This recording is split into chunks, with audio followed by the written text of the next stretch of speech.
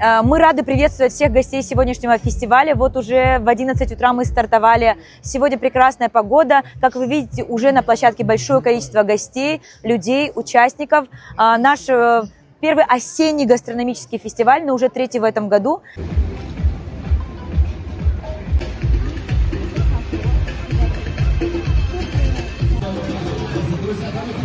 Еще одну заверните, пожалуйста, пока перчатка.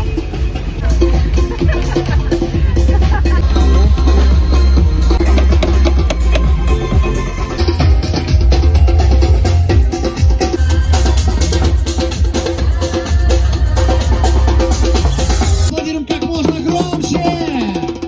Друзья, у нас очень важное организационное объявление.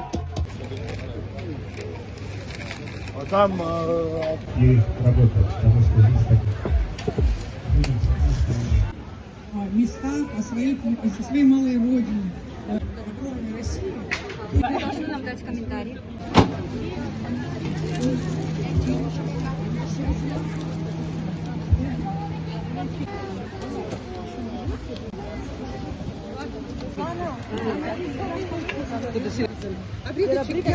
Плохо чекма, как